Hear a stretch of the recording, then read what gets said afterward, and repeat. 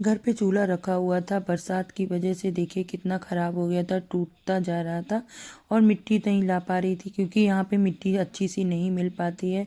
तो चूल्हा कैसे बनाए, कभी कभी गैस ख़त्म हो जाती है तो चूल्हे की बहुत ज़्यादा ज़रूरत पड़ती है। चूल्हा होता है तो ये है कुछ नहीं कर खाना नहीं तो हल्का पूरा कुछ नहीं बन जाता, या मक्का की रोटी है या कोई चीज़ ऐसी है जो बनाना हो तो आसानी से बन जाती है। चूल्हे पे ही टेस्टी लगती हैं ये चीज़ें।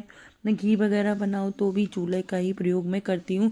आज टाइम था तो मैंने सोचा चलो चूल्हे को सही कर लेते हैं। ये देखिए बहुत ज़्यादा ख़राब हो गया था तो मैं इसको खुरपी लेके अच्छे से इसको काट तोड़ रही थी, जिससे कि इसके अंदर जो एक्स्ट्रा मिट्टी थी वो जली हुई थी उसको निकाल दूं। उसको निकालने से ये अच्छे से इसके ऊपर दूसरी मिट्टी भी अच्छे से लग जाएगी, नहीं तो ये लगाती तो ये अलग से अलग मालूम पड़ती।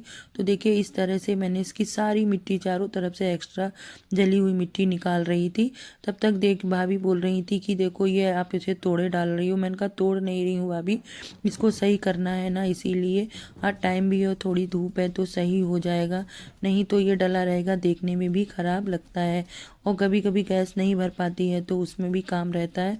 और सर्दियों का मौसम चल रहा है, चूल्हे पे तो खाना बना लो इस टाइम नहीं हटता है, तो इसीलिए मैंने सोचा चलो इसको सही कर लेते हैं। देखिए इतनी सारी इसमें मिट्टी निकल के आई थी, देखिए कितना ख़राब हो गया था बरसात की वजह से। जगह कम है तो चूल्हा अंदर कहाँ रखो घर में, इसीलिए बाहर ही रहता है। तो बारिश होती है या कुछ होता है ढक भी दो लेकिन तब भी पानी चला ही जाता है कितना भी कर लो। तो ये देखिए इस तरह से साफ़ हो गया था, फिर भी चारों तरफ से थोड़ी थोड़ी मिट्टी निकाल रही थी, बहुत टाइट हो गई थी। जलते जलते सारी मिट्टी जलने के बाद देखिए कितनी खुरपी से, एक तो एक्स्ट्रा नहीं ज़्यादा नहीं थी मिट्टी, तो मैं सोच रही थी ज़्यादा जो खुरचन है उसी को निकालूं, नहीं तो ये फिर ज़्यादा मिट्टी कहाँ से लाऊंगी, कम पड़ जाएगी।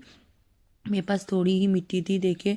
तो इस तरह से मैंने इसको चारों तरफ से साफ़ कर लिया था, ये बिल्कुल साफ़ हो गया था। अब इसको इसके लिए देखिए मैं ये मिट्टी पड़ोस में डली हुई थी तो मैं उनके यहाँ घर बन रहा है तो खुदाई हुई थी तो मैं उसी से थोड़ी मिट्टी निकाल लाई और भाभी से थोड़ा सा भूसा ले लिया था। यहाँ पे तो कोई भूसा भी नहीं देता है, कह देते हैं इतना महंगा है कौन देगा, तो मैंने बड़ी मुश्किल से उनसे मांगा। मैंने कहा चलो थोड़ा सा दे दो, नहीं होगा तो मैं पैसे दे दूंगी आपको, क्योंकि चूल्हा ख़राब हो जाता है देखने में, या तो उसको तोड़ के फेंक दो नहीं तो फिर बेकार हो जाएगा तो क्या फ़ायदा। बड़ी मुश्किल से मिट्टी मिली थी जब मैंने इसको बनाया था, मिलती नहीं है एक तो यहाँ पे अच्छी चिकनी मिट्टी। हमारे यहाँ फरुखाबाद में बहुत अच्छे ताल तलाऊ होते हैं तो वहाँ पे मिल जाती थी, और मुझे इतनी अच्छी पहचान भी नहीं है। मैं भूसा और मिट्टी को हाथ से ही मिला रही थी, मिलाने के एक हाथ से मिला रही थी तो मिलाने में दिक्कत भी हो रही थी।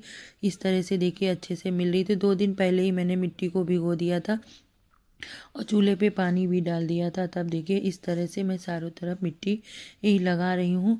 इसे एक हाथ से पकड़ के लगाने में दिक्कत हो रही थी, इसीलिए मैंने सोचा चलो अब इतना ही दिखा देती हूँ, फिर मैं इसमें लगने के बाद आपको पूरा चूल्हा दिखाऊंगी। बस चारों तरफ से मुझे इसी तरह से सेट करके मिट्टी लगानी थी, जिससे कि इसमें आँच जब लगाए तो चूल्हे की सारी बर्तन में अच्छे से आँच लगती रहे, ये भी मुझे ध्यान रखना था।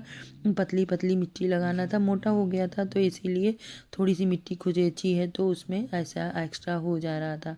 तो देखिए इस तरह से मैं इसमें मिट्टी चारों तरफ से लेप रही थी।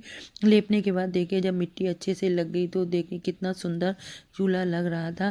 कहते हैं पहने ओढ़े मेरिया और लिपि पुती देरिया बहुत सुंदर लगती है।